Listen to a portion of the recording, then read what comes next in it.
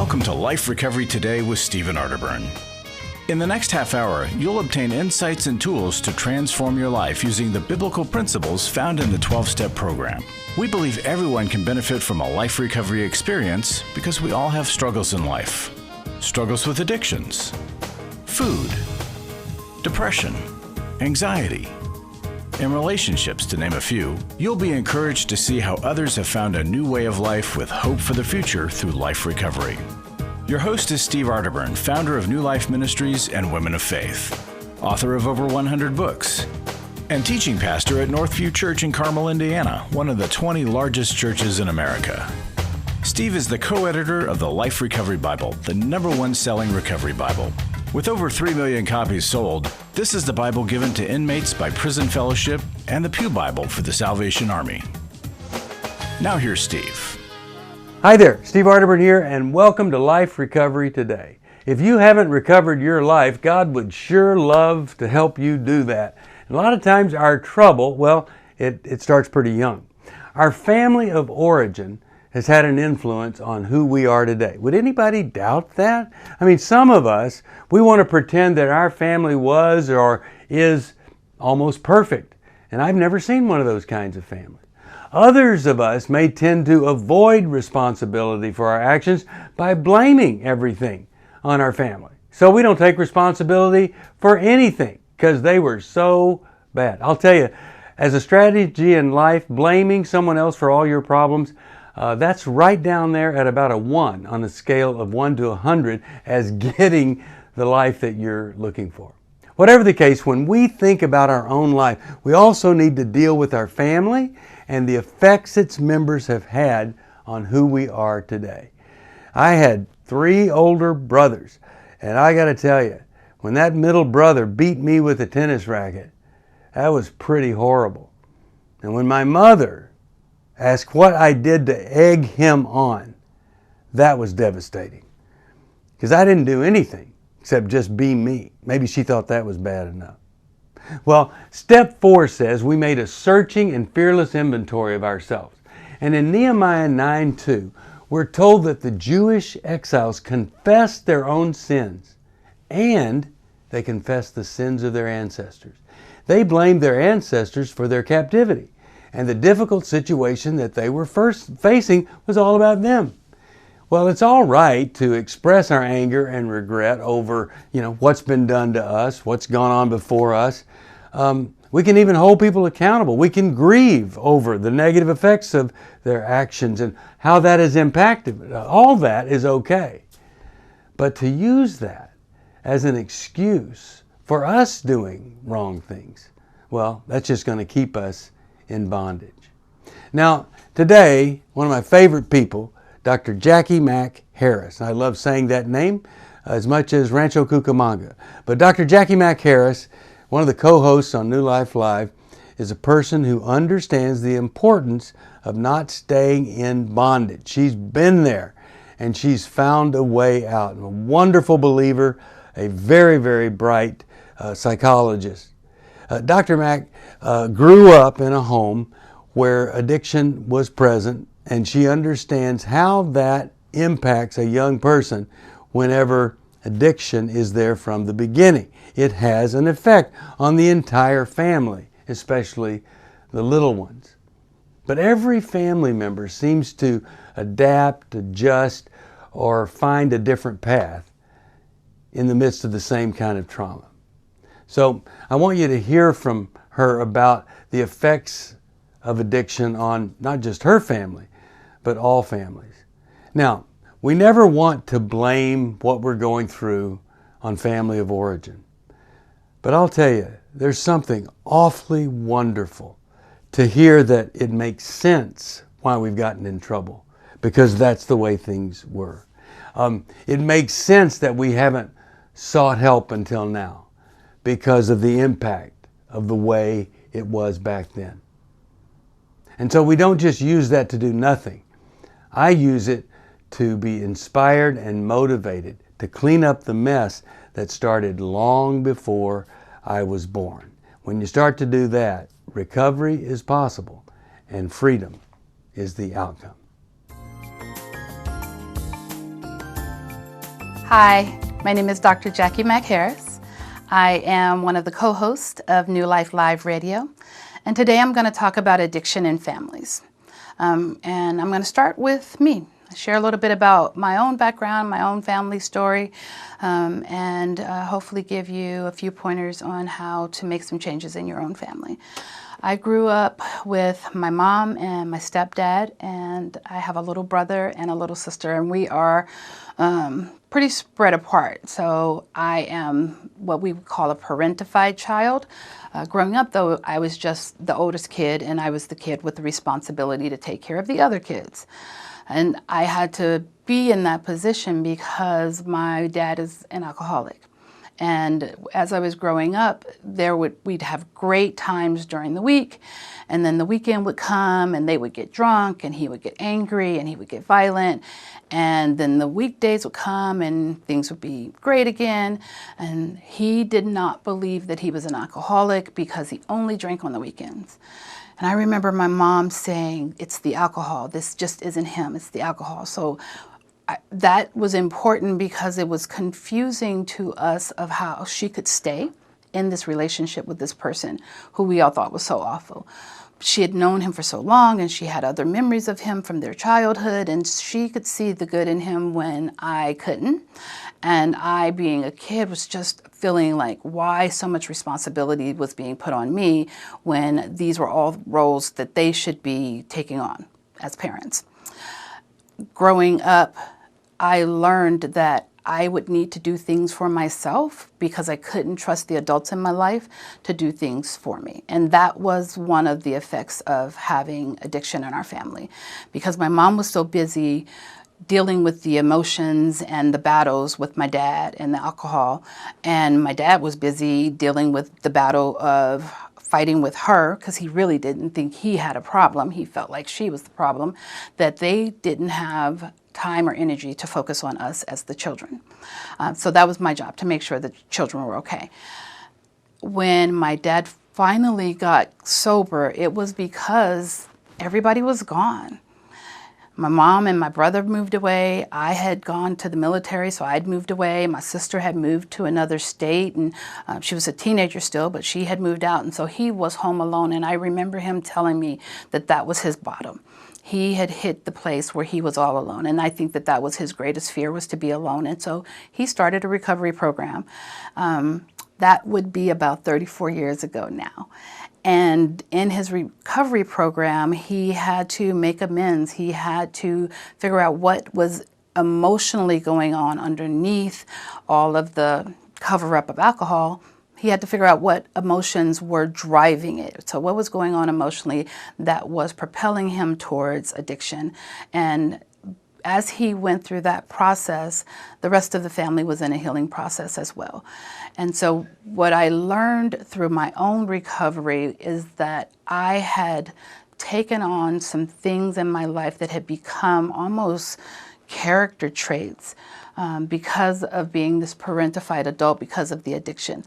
It made me feel like I was the one who was responsible for everyone. I was responsible for my siblings. If anything happened to my parents, I was the one that needed to take care of it. And this translated in my life to being a workaholic, to being the person who is always feeling overwhelmed by other people's emotions because everybody would come to me with their things. And eventually over time, I learned to turn all that emotion off. And so I got to the place where I was emotionally avoidant. And that made me feel safe. That made me feel strong. That protected me. I basically armored up. And I put a wall around me to keep me from getting hurt. I just didn't care enough to care. And that way, nobody could hurt me. And that came out of just being disappointed so often as a child. Having an expectation of parents and then having the parents not meet those expectations was devastating. And it made me feel so unsafe that I eventually had to learn how to not feel my feelings, but I also learned how to not feel other people's feelings. That's really kind of how I was able to stay in relationship with my family. Me and my mom and my dad, we get along great. We travel together.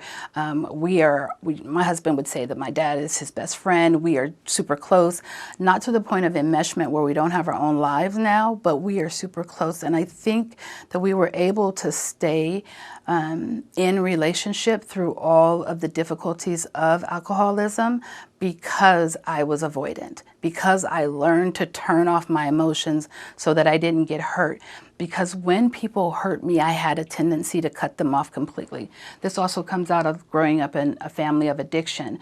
Because I was in this family I couldn't get away from, I will not tolerate that from anyone outside of the family. So I've had people in my life who have hurt me or I felt betrayed by, and I was always so quick to, I'm done, just cut them off, as a way of protecting myself. Because growing up, when people hurt me, I had to be in that relationship because it was my home, it was my house. I couldn't get away. I told myself as an adult, that would not be the case. I would not be around people who would hurt me.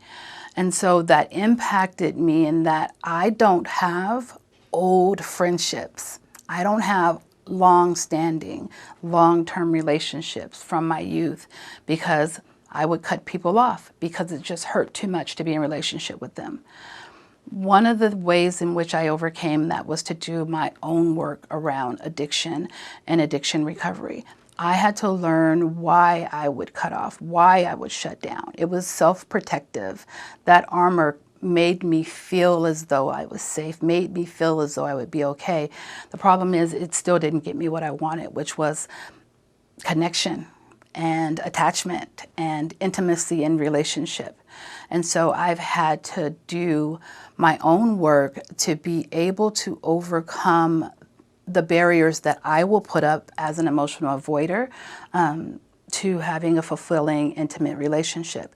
I've had to go through my own recovery and really take a look at what am I avoiding? What am I trying to get away from?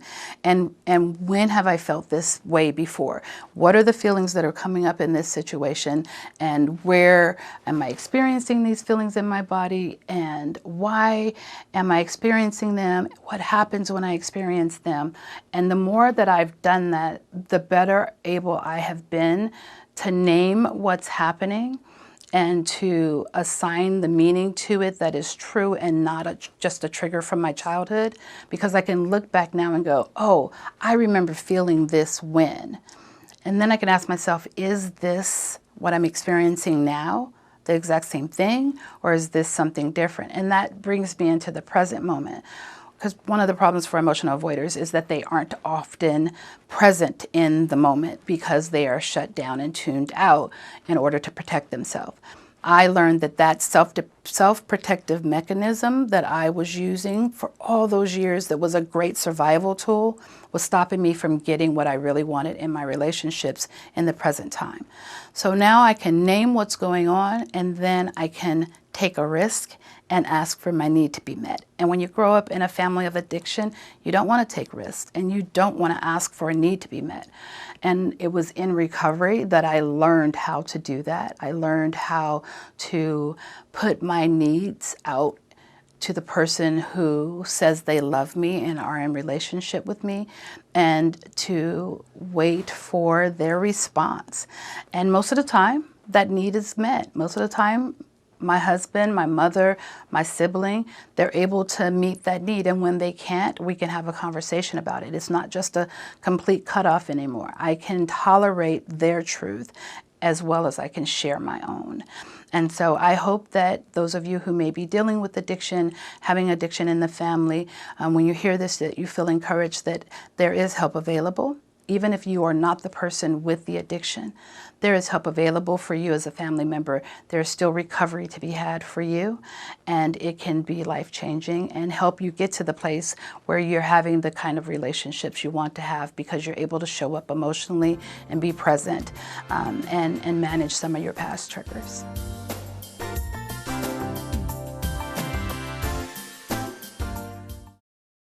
It's hard to find a trusted friend when you're in crisis. someone who's been there and understands, but who also has the training and skill to give you practical help.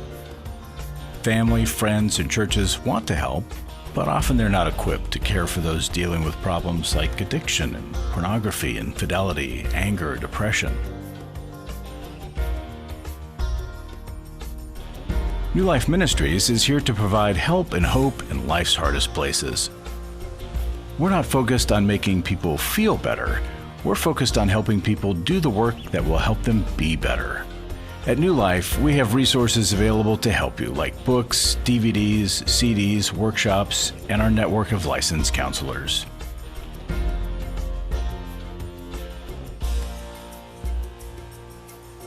If you need help, call 1-800-NEW-LIFE and begin your new life today.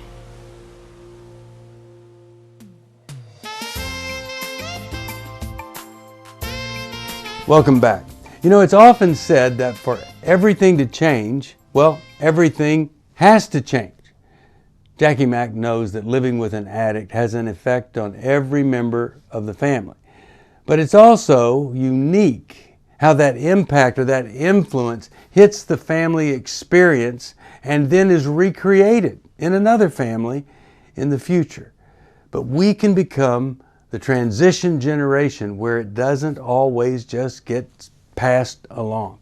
That's what I want for you, and that's what Jacqui Mack-Harris wants for you. Here's what I've come to discover. No one thing changes everything.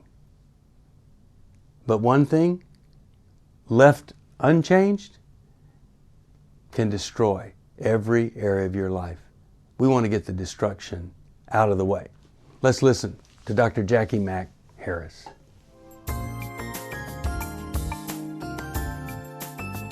Hi, my name is Dr. Jacqui Mack-Harris. I am a licensed marriage and family therapist and one of the co-hosts here at New Life Live Radio.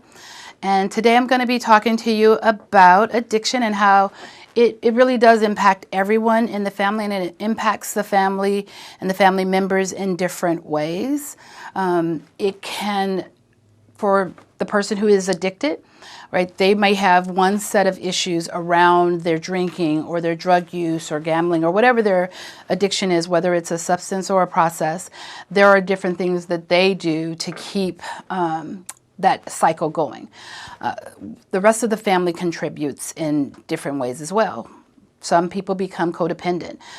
This is the person who really wants to take care of and love on and help their partner.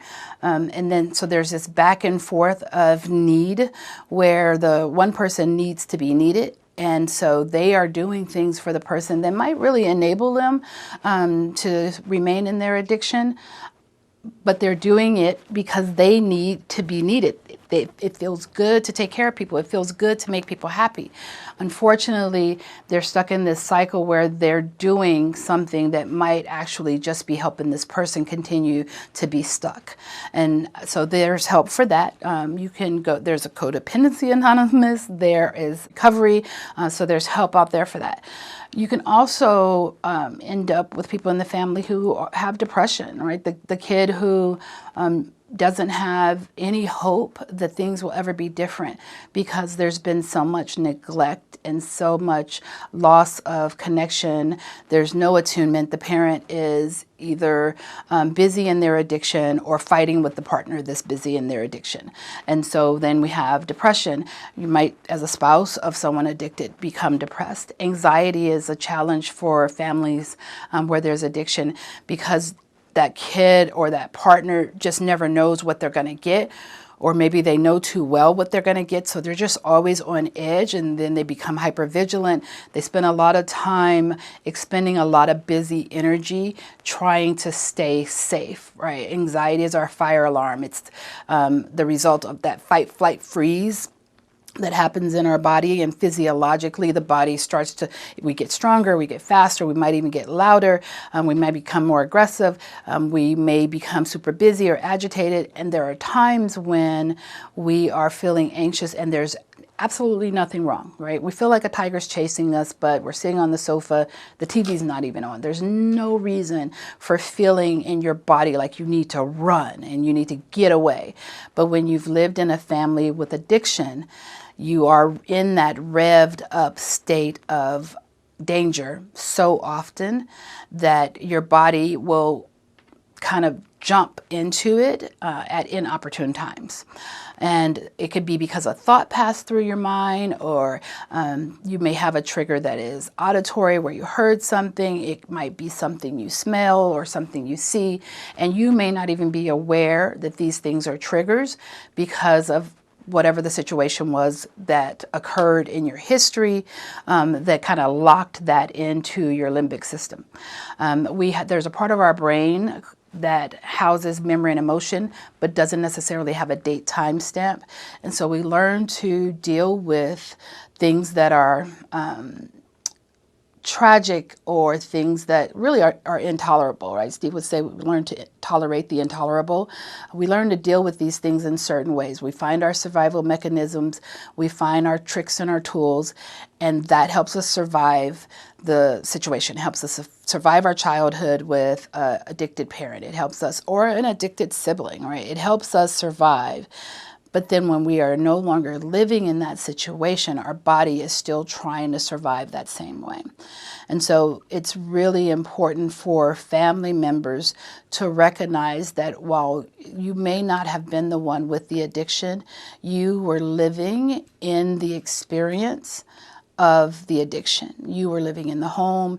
There is a certain energy that addiction brings about. There's a certain energy that the fight with the addicted one brings about. There is an energy in the family that we're not going to talk about this if that's a rule. There is a kind of a way of doing life together that either excludes the person that's addicted or makes excuses, for lack of a better term, for the person. And we begin to do this just kind of routinely in our families. And everybody has a role. And the person who's addicted would be what we would call the identified patient. But then there are supporting characters. And so I think it's really important for us as family members to recognize that we do have a role in the addiction in the family. And if we want to see change, then we have to take responsibility for ourselves and the role that we play. And that is maybe different. Like the way that I responded to alcoholism in the family is different than the way that my sister responded to alcoholism in the family, which is different than the way my brother responded to alcoholism in the family.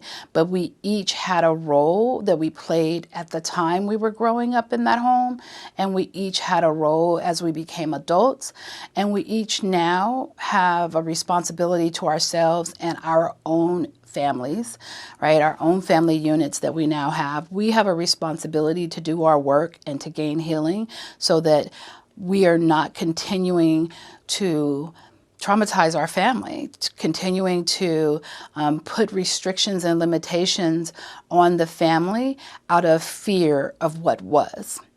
And so what I would recommend is that you get into a recovery program, reach out, try to find a good Christian counselor that can be supportive of you as you're on the journey. One, to discover what you would need to change in order to feel more yourself, in order to feel healthy, in order to be present in your current family, on your job, if you're in school. And we're in a season that's just been really heavy and challenging, and we're noticing a lot of people are drinking more, using drugs more, because there's been so much change that's happened, so much restriction that's happened, so much unknown. And so you might find yourself being more anxious than you've ever been before, and it might be triggering some old memories and some old feelings from your childhood that you didn't even know you had. So if you could reach out to someone and get help, you could start the recovery process for yourself. You could start to move through, not not necessarily just pass, but move through the grief and move through the trauma and move through the depression and the anxiety and learn how to regulate your emotions, learn how to manage any stressors that might lead you to feel more anxious or lead to addiction. And one of the ways you can do this is by giving us a call here at New Life, and you can call 1-800-639-5433, and we would love to help you find a counselor that can join you on this journey. Thank you.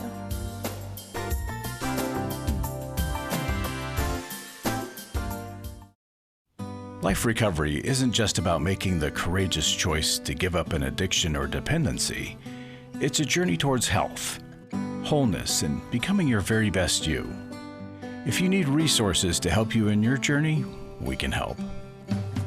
There are many life recovery resources that you can do on your own, with a group, or with your church.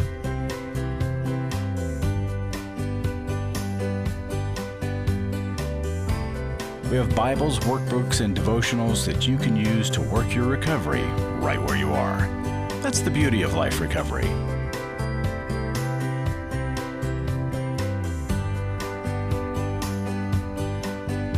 To learn more or to get the Life Recovery Bible or any other life recovery resource, visit liferecoverytoday.net or call us at 1-800-NEW-LIFE. 1-800-NEW-LIFE.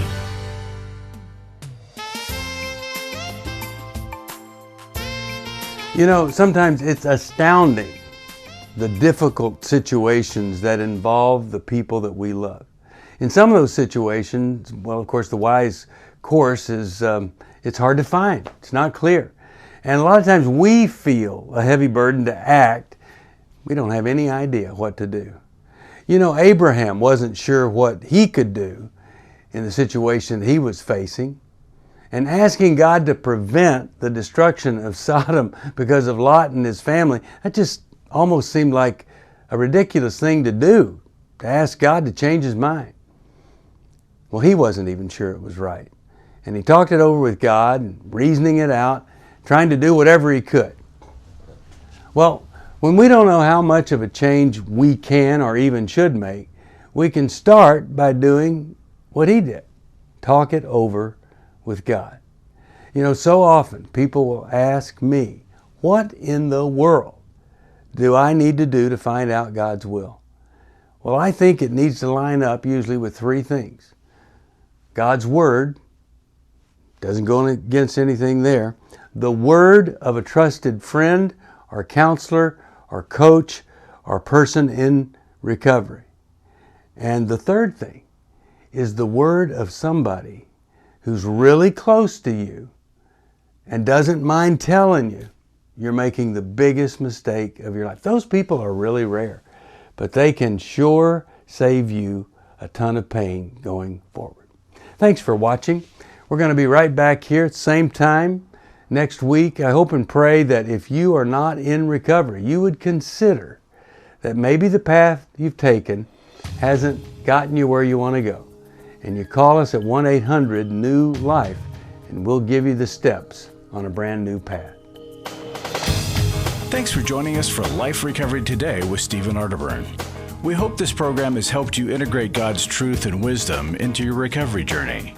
This program is brought to you by New Life Ministries, and it's your support that keeps this program on the air.